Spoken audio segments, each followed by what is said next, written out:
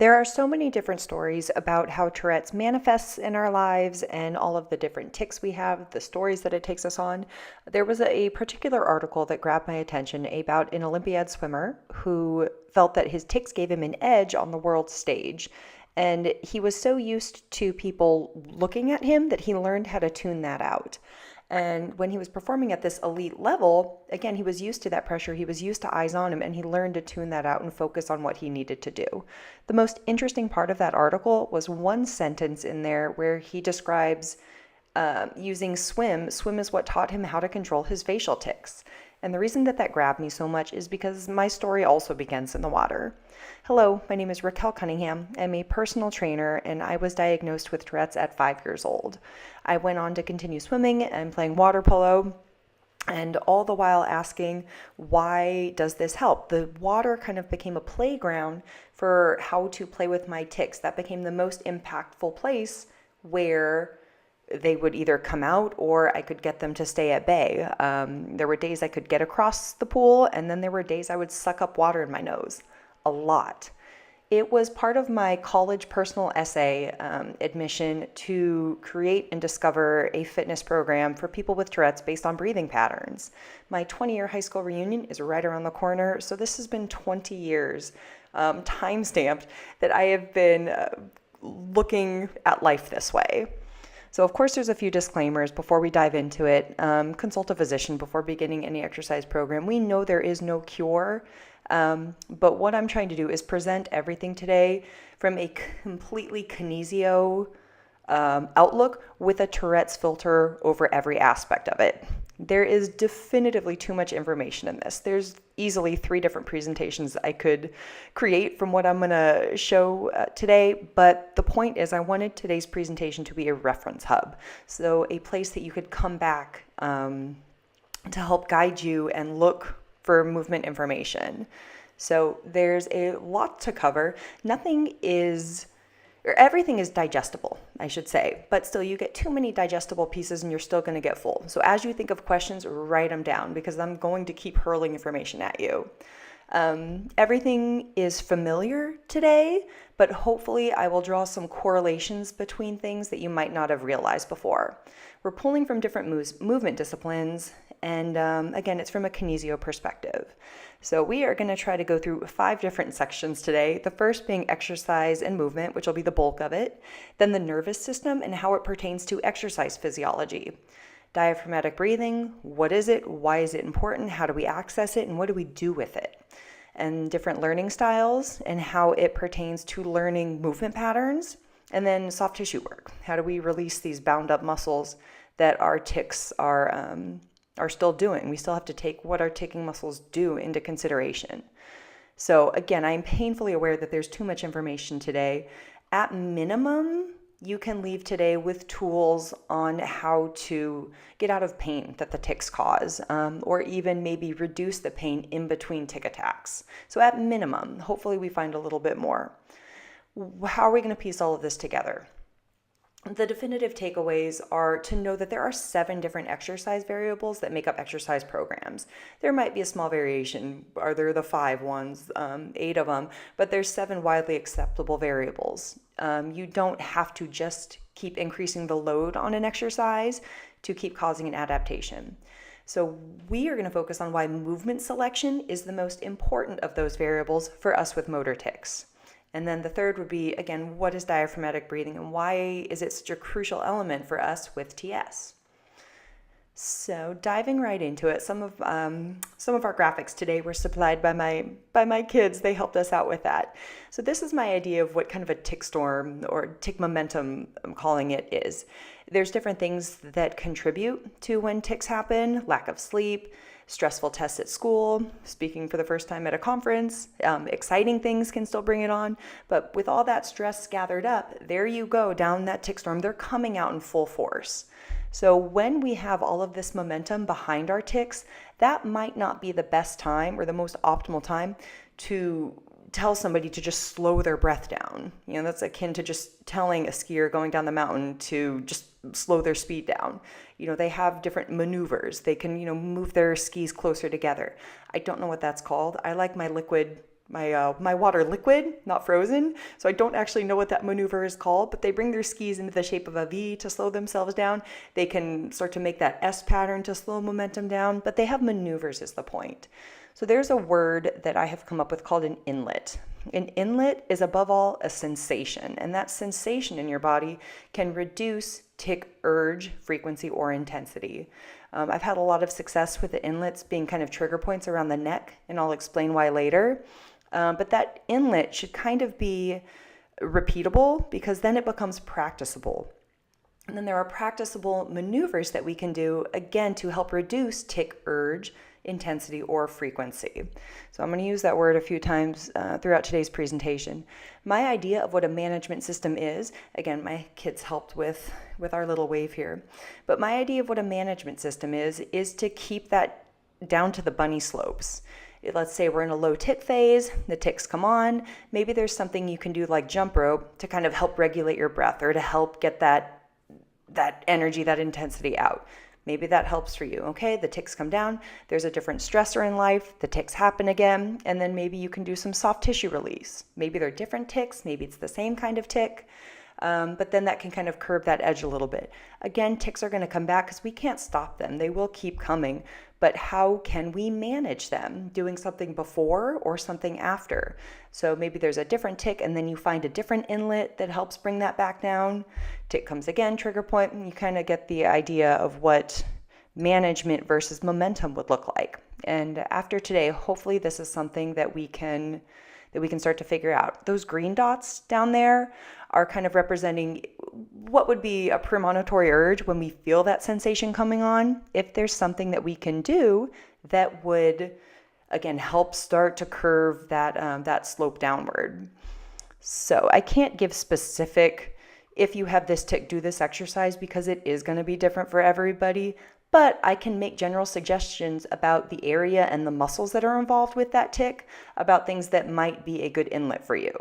And we will give a lot of examples and pose a lot of questions to helpfully get that point across. Okay, let's dive into it. Section 1, exercise. So I like to think of movement as muscle patterns and exercise as the physical activity, usually with an objective or a goal. And we can program for a goal. An exercise program is a period of time with set exercises to cause an adaptation that we're looking for. And with relative formula, there's ranges. It's not an exact science, but the physio labs, the kinesio labs have studied this so intensively that we can actually program to create these adaptations.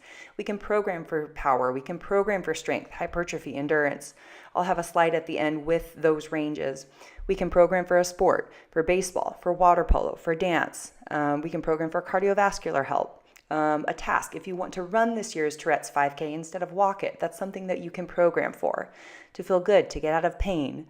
But how do you program if the goal is to not do something? How do you program to not do something? So an example would be, or we'll get to that example next, but in order to program those, we'll use some overarching training principles to guide us. So the first principle is the principle of overload. Overload means that we have to overload our tissue with some sort of stimulus to create that adaptation. Then we have to have progressive overload over time in order to continue getting that adaptation. That's where those variables will come in handy. Periodization is the length of time. You can plan when your rest weeks are, when your recovery days are. You can program when this is going to be your max day to really push for it. Or again, your recovery day. And you can play with those quite a bit too. So sport specificity, this one is interesting. We are going to use this one almost inside out to help shape our goals, to program how to not do something. So the principle of sport specificity is that the way the body responds to physical activity is specific to the activity itself. If you want to be a better golfer, you are going to have to golf. If you want to get better at pickleball, you have to do a lot of pickling. There's a lot of different specificities that go into our tics as well. So how we're going to use this inside out is to figure out the muscles that we do not want to prioritize and then the muscles that we do want to prioritize. So an example would be sitting at a desk, whether you're taking a test at school or you're on a Zoom call for work. Let's say you have your shoulder that's pushing forward and almost internally rotating and elevating, and your head also thrusts forward and rotates. So what I would suggest is probably not doing front raises, because that works that same muscle as that shoulder pushing forward. I would do the postural muscles in the back. I think there's been a lot of like chin tuck retraction, but I don't think that's the whole story. We would need to train those postural muscles, trunk stability, to support the whole system so that that head has, we'll get to centration and some other concepts with that later. But this first idea of how to not do something really lines up with CBIT quite nicely, because we are focusing on these antagonistic muscles. What is that, you ask? Well, let's talk about muscles. Your muscles work synergistically together and they work antagonistically together. So let's say we're doing a bicep curl. The biceps brachii and your brachioradialis are working together to flex the muscle. Those are synergistic muscles. The antagonistic muscle, if the biceps brachii is fully contracted, the antagonist is the triceps. They don't work at the same time. That's an antagonistic muscle. So if we figure out what the antagonistic muscles are of our ticking muscles, does that help reduce tic urge intensity or frequency? We also have muscle stabilizers. Your stabilizers are the helpers that will help you produce a greater force because they're stabilizing those supporting joints around it. There's also different types of muscle contractions. A concentric contraction is when the fibers, when your muscle is under load and the fibers are getting shorter. I think most of us tick concentrically, not all, but most, right? With that forward shoulder pulling forward, those fibers are getting closer together. They're concentrically contracting. Eccentric contraction is when you're under load, but the fibers are getting longer. Most exercises have a concentric phase and an eccentric phase. It's not as common that we eccentrically tick, but again, a tick can be anything, and it's probably in there. The cool thing about eccentric contractions is that they produce greater strength adaptations. We also have isometric contractions, which some of us do as well. An isometric contraction is when you are under load, but your fibers are staying the same length. So let's say you feel the need to push against a wall. You're looking for almost a compression sensation. I don't want to confuse the sensory compression with an isometric contraction. There is a lot of overlap there, but let's say you have to push really hard against something. You're pushing that load, but your muscle fibers are staying the same length. So a curiosity would be, how would we respond to concentric antagonistic training versus eccentric antagonistic training? Does either of those help with urge intensity or frequency, and a reduction of either of those? So how else do our muscles work? They work in kinetic chains. We know everything is connected. These chains, these muscle chains, work together to make bigger movement patterns. We have an upper body chain, lower body chain, anterior, posterior. The oblique slings are not chains, but it is incredibly important for brain development for cross-body patterns. There's really a lot to be said for that. So with all of these different chains, we have a way to look at how the tic is affecting many different muscles at once. Maybe your inlet, remember that sensation that reduces tic urge intensity or frequency, is somewhere along your ticking chain. All of a sudden, it gives us more to work with, more to discover about how our bodies move as individuals, and then how our tics make our bodies move. So it brings incredible awareness to our whole body when we look at it through these kinetic chains. It also gives us better access to different cueing for the body to, again, create that adaptation, whatever it is that we're looking to do. It's hard to talk about chains and not refer to them as open or closed. A closed chain is when your endpoint is fixed to a point. So let's say you're doing a lunge where you're already in your lunge setup and you just drop down into the lunge and then stand back up. An open chain lunge would be if you're stepping into that lunge, because that fixed point, your end point is not fixed to anything. Closed chain is really great for feedback. You can really plug in many different parts of your body into a closed chain exercise because you feel that feedback throughout your entire body. I'll get to an example of that in a moment. Open chain is incredible for isolating muscles, and usually it's also more athletic. It's like kicking a ball. Your foot is free up in the air kicking it. So open chain requires a lot more proprioception. Closed chain is a great way to start when you're just trying to figure out your proprioception or how your body moves. So again, looking at the body in chains gives us better cueing opportunities for whatever it is our goal is trying to do. Let's see here. So a quick example of the upper body chain would be a bicep curl, right? It's not just that bicep, but your hand is a part of it. Your grip is part of it. Your shoulder is a part of it. Your shoulder girdle. That's all part of the upper body chain. So another example for the lower body chain, let's say we have a toe ticker. Well, if we were to perform a single leg Romanian deadlift and we really focus on a foot root refers to equal tension across your foot. They either call it in 3 points or 2. So you think about a triangle with the single point being the heel and then the 2 points being the pinky toe and the big toe. A lot of us, just in general, ticking aside, have a tendency to pronate where the foot falls in. However, if you're a toe ticker like myself, you almost supinate where you kind of go to the outside of your foot and curl. But we do so many strange things with our foot, it actually affects all the way up the chain how much force I produce in my hamstrings and glutes. So if we focus on this foot root and look at the whole chain, you're actually going to produce more force in your glute muscle, and that will create a stronger strength adaptation. Does that help with to reduce tic urge intensity or frequency?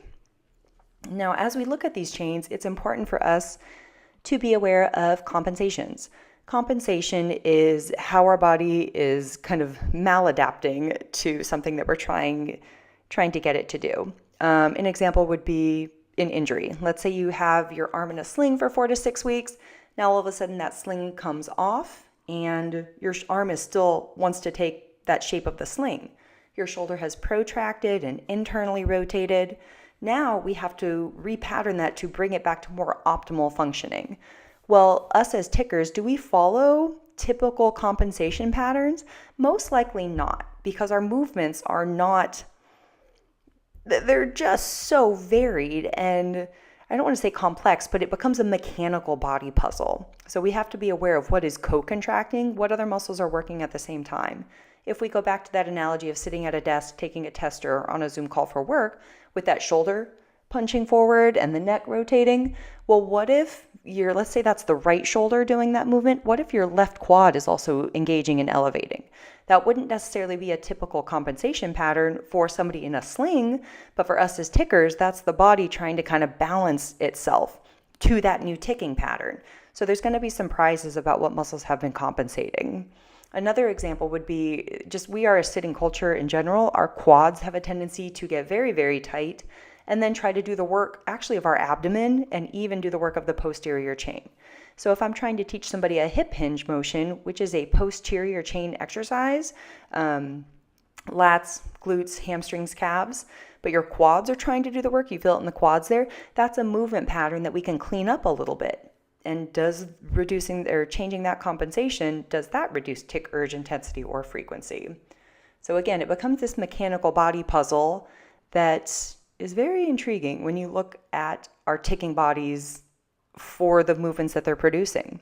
So here's where we start to get a little bit wordy. The next slide has it has all of the variables. And these are the variables I want us to be aware of, but we're really only going to focus on that first one. So the first variable is the exercise selection. What is the movement that is being performed? Other variables are intensity, time under tension, repetitions, sets, tempo, and rest period. So if we think back to that concept of periodization, how do we program over a length of time, and how do we progressively overload that over time so that we keep adapting?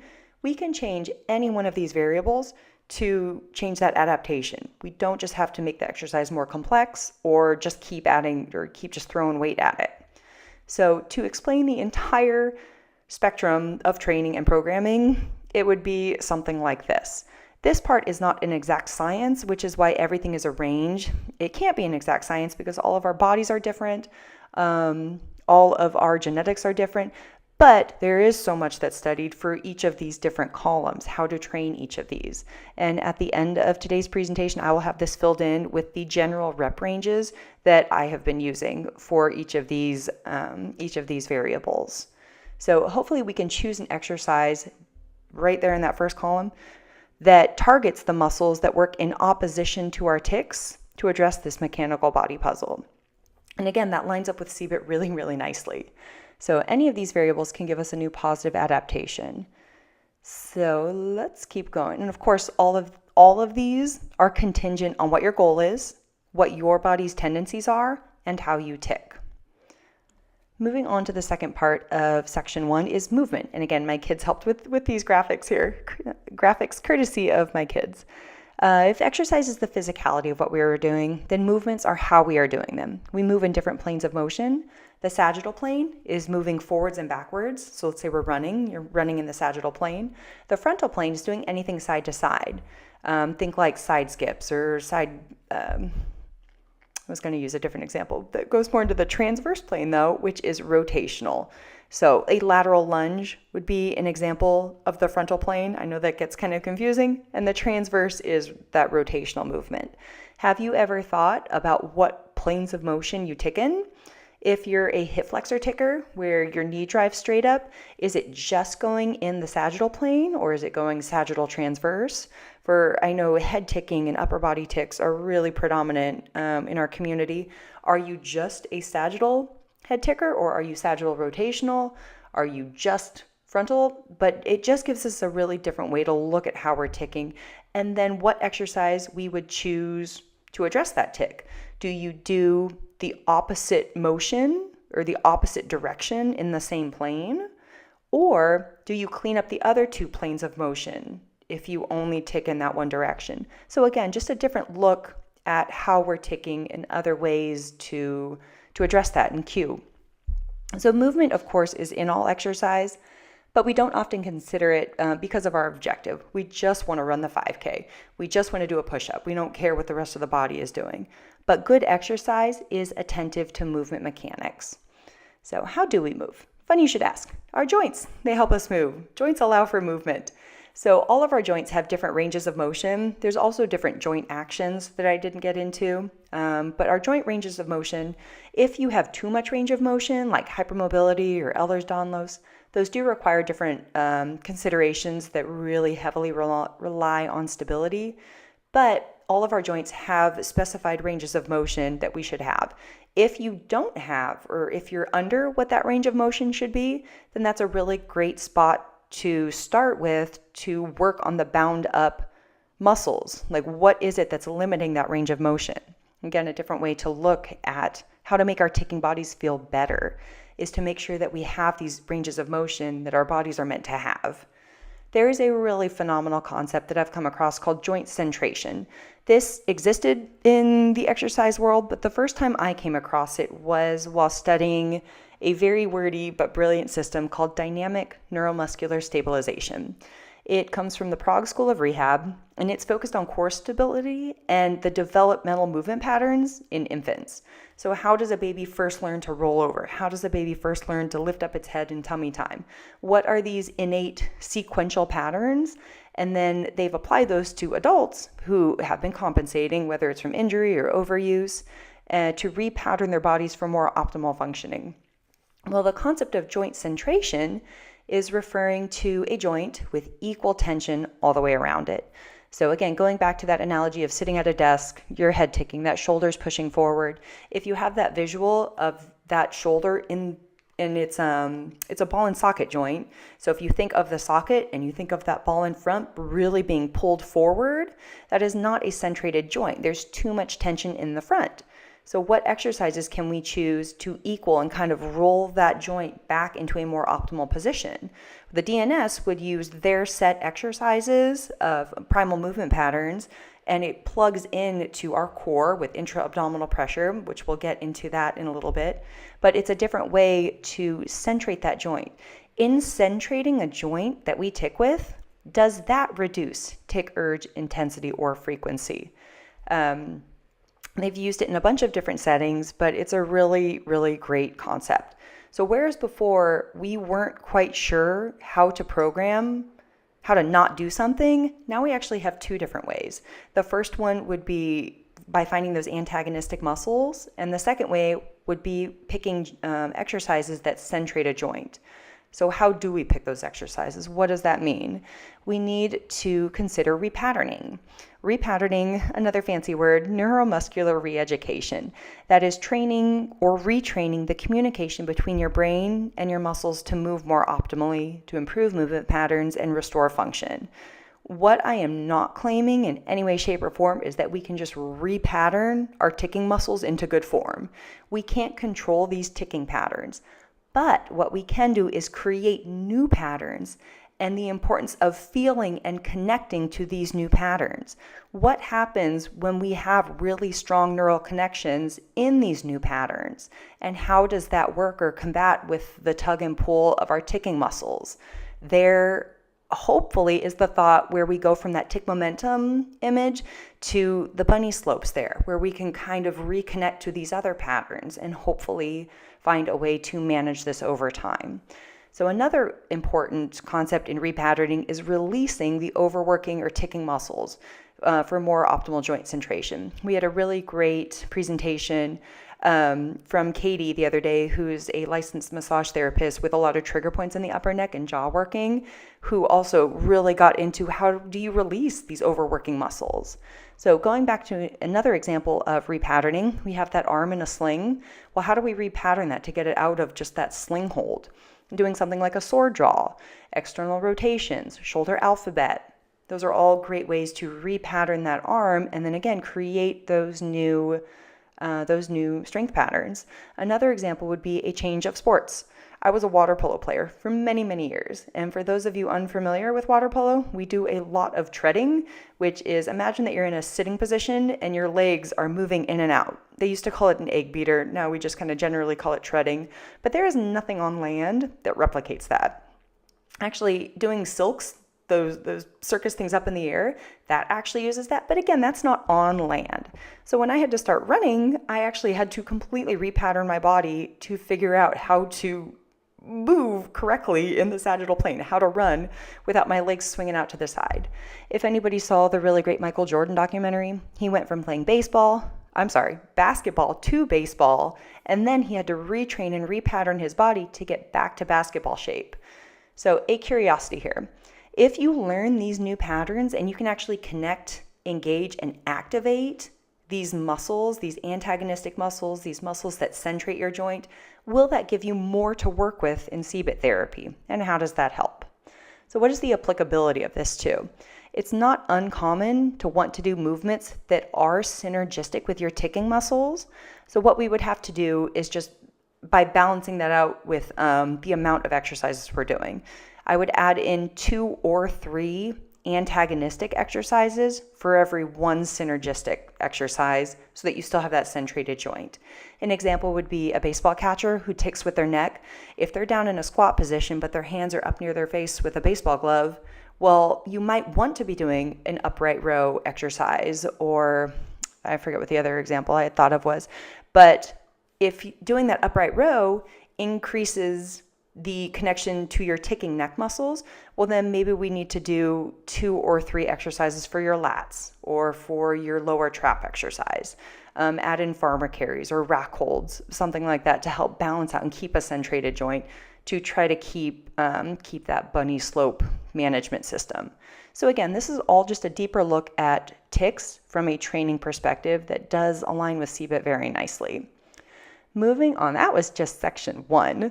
Now moving on to the nervous system and how it pertains to exercise physiology. So it's predominantly made up of 2 parts, the central nervous system and the peripheral nervous system. And our nervous system is very much at play when we work out and when we train. And this is how we cause the adaptations that we're looking for. Think of the adaptation as a goal. Okay, I want,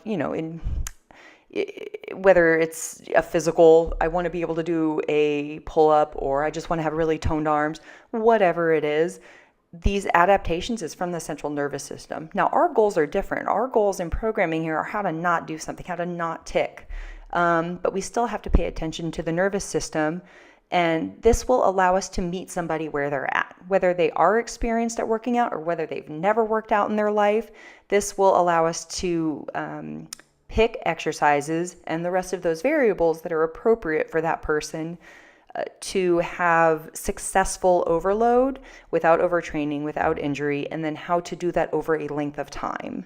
So getting into it, the central nervous system, if we ever talk about burning, overtraining, fatigue, we're talking about the central nervous system. When we place these heavy loads, it is the nervous system, our brain, signaling down to our muscles how we're going to move. So we can have high neural load days. I always bumble these words. High neural load days, that's your really heavy loads. That's your low rep scheme days, your 1 to 5 rep days. You're either doing like a heavy sled push or a heavy trap bar deadlift, a heavy front squat.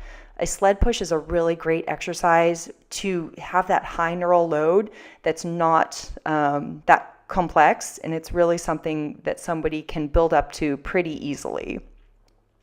A low neural load day is not necessarily an easy workout day, but it is low neural load, low weight, low demand on that central nervous system. This is great for movement patterning. Now, we need to have a mix of both of these in order to have a good periodization. So just a different way to train and plot out what exercises we're doing when. This also gives us a chance to accommodate for how we're ticking. Are you a high neural load ticker? Do you have really big explosive movements? Or are you a low neural load ticker? Do you have to, repeatedly rotate your wrist and push it against the desk 200 times a day? Or do you have these really big explosive, 1 to 2 times of whatever it is, an arm punching up in the air? But you also can take into account here, wow, I really had a big tick episode yesterday. That was my high neural load day. This is where I'm not sure where we should go. Should we then match that, do another high neural load day, but with your antagonistic muscles? Or should we do a low neural load day to let your body kind of calm down for periodization? But again, that's going to depend on person to person, how you're ticking and how you best respond to programming and working out. But it is important to factor in the muscular works of our tics too. We want to be able to tick freely, but we still have to consider what our tics are physically doing in our body. So the next 2 slides have a ton of words on them. And again, this is where I wanted this to be a reference tool for people to come back to. But diving into the autonomic system, which is contained in the peripheral nervous system, there is a lot of really fantastic information in the fitness world coming out from this zone right here. The autonomic system contains your sympathetic system, which is your fight or flight, and your parasympathetic system, which is your rest and digest. So when we have, I mentioned that word inlet, you can see when somebody has an inlet, all of a sudden they stop focusing on me and they start to really just retreat and feel something in their body. I'm really curious if an inlet is the mechanism behind downshifting from a sympathetic state to a parasympathetic state. So that sympathetic is a fight or flight. That's everything is amped up. You are really in the middle of a tick storm there. How do we downshift? What are those maneuvers? What are those mechanisms to downshift us into the parasympathetic state? There have been studies that studies, but then also textbooks coming out about how to create this parasympathetic state through deep proprioceptive work. Proprioceptive work being knowing how your body moves in space, really figuring out the angles of your joint and what muscles are really bound up, how you're releasing them, how to breathe through them. And it's important to note whether these patterns can be cued verbally or physically. Again, just other ways to kind of get into our bodies here to create this downshift. So there's so much information coming out about it. I mentioned asking, is an inlet that mechanism that's responsible for the downshift of sympathetic to parasympathetic? It would be really cool to do some studies on that and see. So is there something that you can choose to do that causes that? Hopefully. So talking more about this parasympathetic nervous system, again, very wordy in here. The first 2 points are different studies that I have found. The first one actually found that a reduction in sympathy, this is a study from 2015, it is cited at the end of this slide, that a reduction in sympathetic tone was associated with a reduction in tic frequency. Ultimately, every study has decided we need more to study this. There's more here to look into. So the second study, which is really fascinating, from 2020, concluded that deep, slow nasal respiration with a tight lip closure basically drops down the tics, the severe tics in patients with TS. And so, here we can kind of link. So I am not a researcher, but I am a correlator. So what we can see is if there is a reduction in sympathetic tone, and that also correlates to a reduction in tics, well, if we do deep proprioceptive work, that also puts us in this parasympathetic state. And deep breathing also puts us in this parasympathetic state. How do we put all of that together? Find the inlet, do our deep breathing, and let's see what that does to our tics. So we'll get into the breath section next here, but it's really exciting in the fitness world. There's different trends that happen. I'll get to that in a moment. But the implications of this, let's see here. A lot of questions. Does nasal breathing satisfy the overload principle for the diaphragm, which is our breathing muscle, to create this positive adaptation that we want? And can we do nasal breathing while repatterning areas of discomfort related to tics? A lot of questions here. The reason I'm kind of going at a fire hose with all this information right now is so that this is our main reference tool. Now moving forward, we can get more specific and start to look at these different effects and what's going on with brain state. So early on, I knew when I was a little kid that swimming and breathing was the main component. I really kind of honed in on that when I was in high school swimming and water polo. Breathing was the first thing that I knew was important, but I kept chasing movement.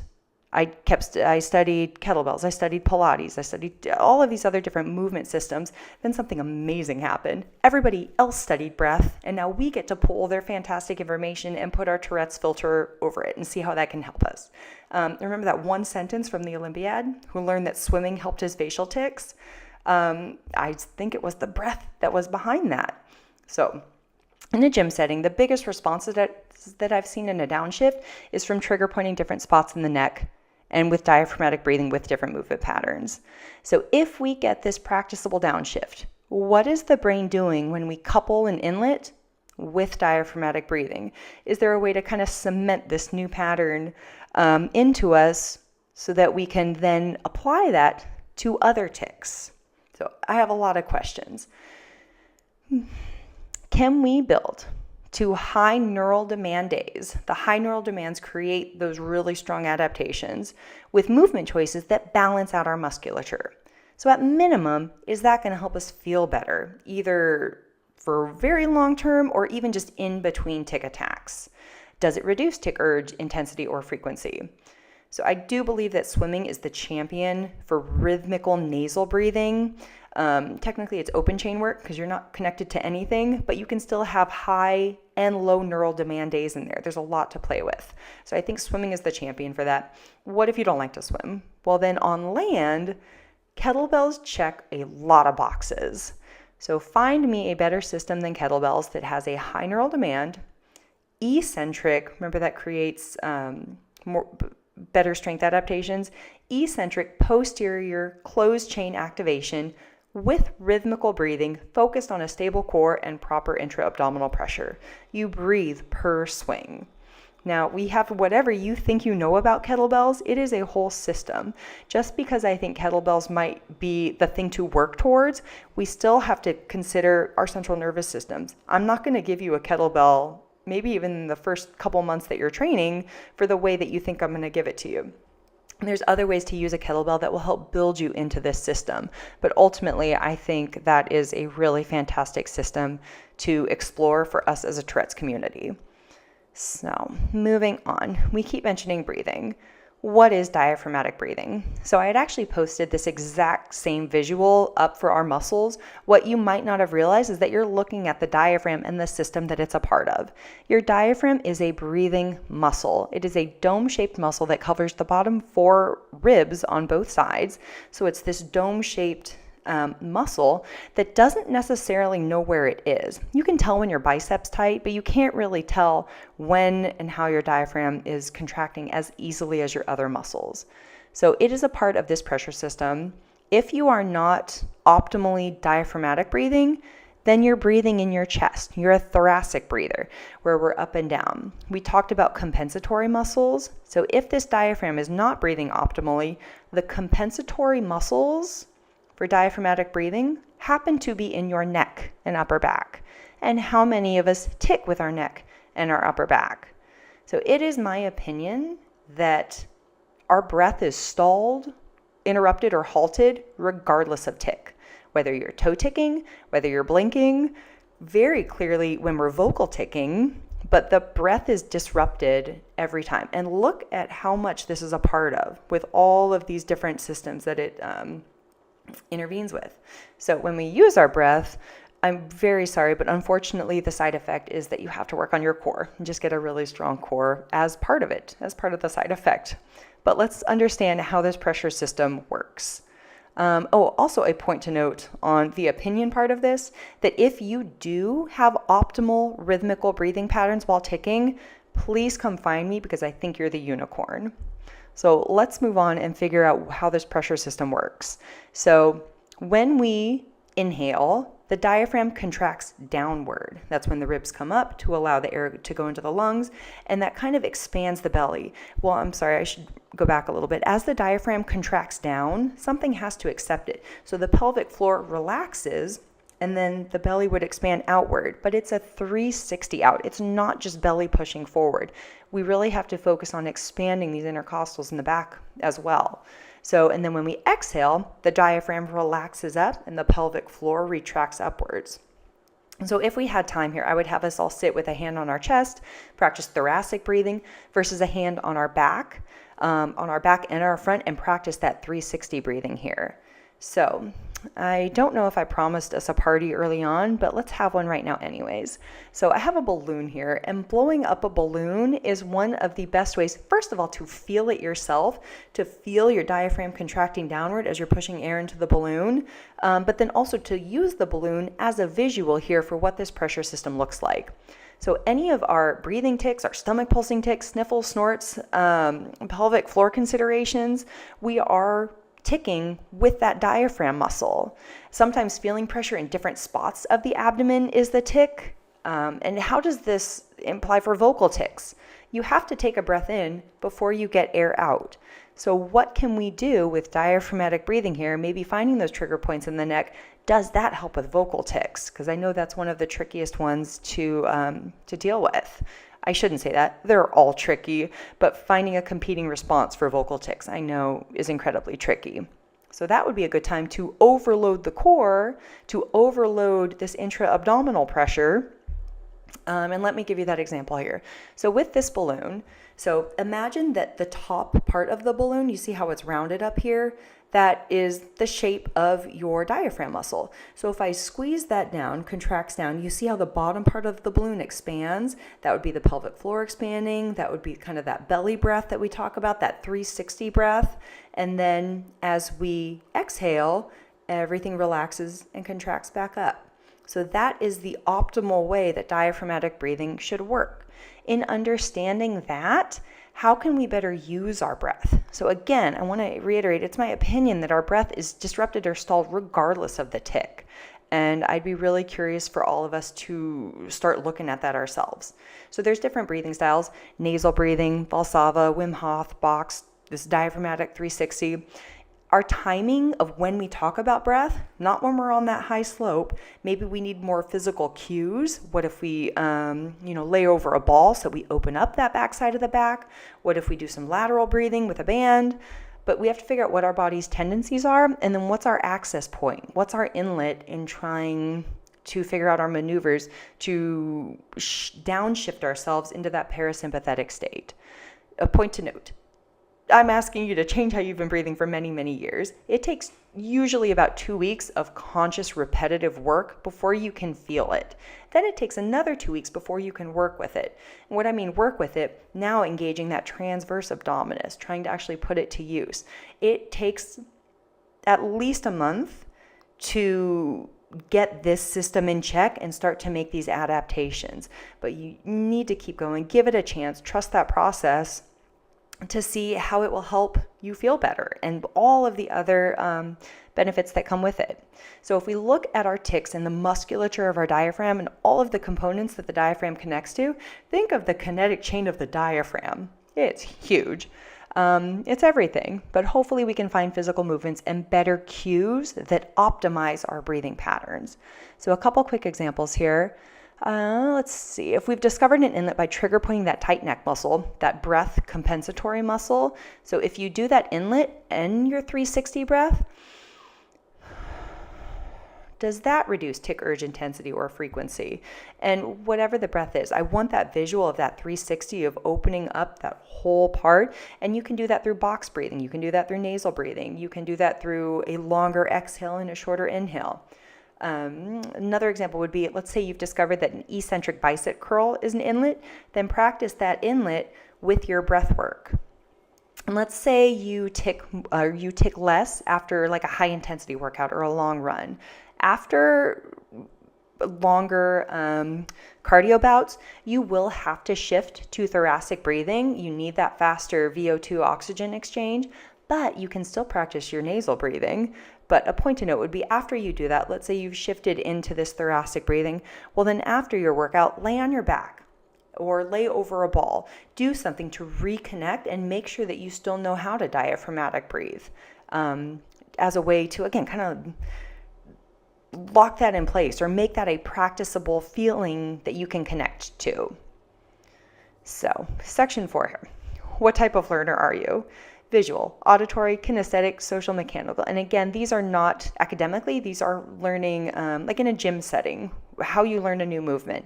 Knowing how you learn new movements can minimize any frustration or anxiety when learning these new movements. It's also incredibly empowering too. Let's say you are better at doing something. Somebody describes a workout to you, all right, let me try it. And then you figure it out by doing it. Maybe you're better in a social setting, in a group class, or maybe you're better one-on-one. Are you a visual learner? You can say, okay, I understand what you're telling me about that exercise, but can you show me? Show me what a Turkish get-up is. Show me what a reverse row is. So this becomes incredibly empowering for how you learn. There is a process to learning new movements. The first part is cognitive. It might be the first time you're doing it, you feel uncoordinated, you don't know what muscles should be working, you're trying to figure out how your own body works, and you do those exercises for a period of time in that cognitive phase before you move to the adaptive phase. The adaptive phase is when you know what muscles should be working. You might not get yours to work all the time, but you're actively working on improving your form. Once you do those exercises for a period of time, then you move to the autonomous phase, where you have a really strong neural connection that thanks to your central nervous system, your body has good neural pathways to those working muscles, you're coordinated, your movements are smooth, and form is on point. So there is a process to learning new physical movements, and repetition matters. Repetition will move you through the learning process. We have to tinker with the gears before we can feel this handling of the machine. So in order for there to be an adaptation, you need to have minimum 2 times a week of an overload to see that change. 3 to 4 times a week, you'll start to change at the rate that you think that you should, but twice a week at minimum. And I would argue that frequency matters more than length of time. So if you do 1 2-hour workout a week or 4 15 minutes a week, doing it 4 times 15 minutes a week is going to move you through that learning process and give you those better adaptations. Now what? So we figured out how to learn new movements.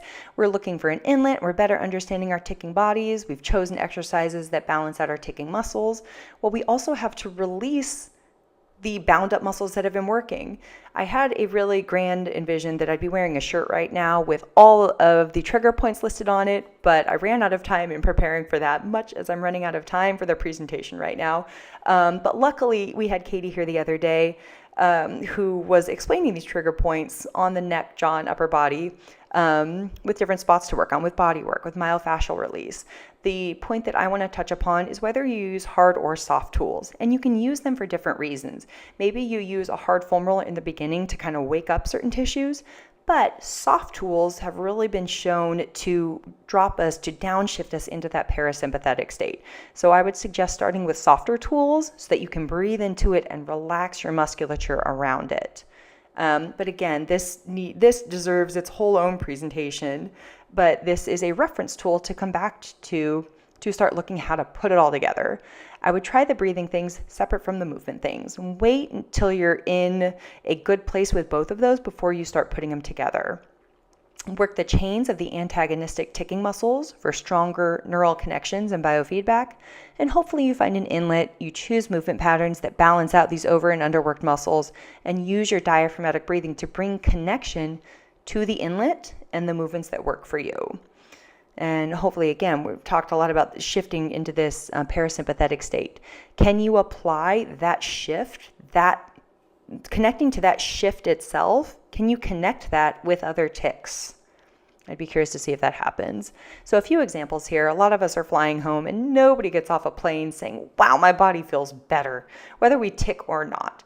So if you tic with your hip flexor, now you're sitting down for a little bit, that hip flexor is going to get tight. Foam roller, do a couch stretch. First and foremost, that's going to make it feel better. But what happens if you're doing those stretches or foam rolling while doing your diaphragmatic breathing? Does that reduce the intensity or the urge of the tic? If you tic with your shoulders, now we're all stuck together on the plane. If you try doing some sun salutes or different neck stretches, does it feel better? Now try it with diaphragmatic breathing. And so where do we go from here? We need everybody to keep doing their own movement research. But as you do that in the fitness industry with all of its toning, lifting, and sculpting doesn't belong here. We need to find movement mechanics and body specialists that have these valuable cues and exercise variations that we can learn from, but we might have to educate them on Tourette Syndrome and the involuntary nature of it. As we saw, your inlet might be anywhere along the kinetic chain of your physical tics. So start with your ticking muscles and explore around them. Give yourself grace and time when learning new things. It is a process. Fitness is the side effect of this process when you're learning these new movements because it is such deep proprioceptive work. And as promised, here is the slide filled out with all of these different rep ranges for each style of programming. And thank you very much for having me. If you have any questions, when you have questions, please reach out. I would love to hear from you. And here are some references for some of those studies that I have mentioned. Thank you very much. We love providing a platform for sharing ideas about living with Tourette syndrome and other tic disorders. While we strive to keep the content evidence-based, please understand that exercise science, information about Tourette syndrome, and its co-occurring conditions are constantly evolving. The content shared in this podcast are for informational purposes only and should not be considered medical advice. By listening to this podcast, you agree to not use the information as a substitute for professional medical advice or treatment for yourself or your child.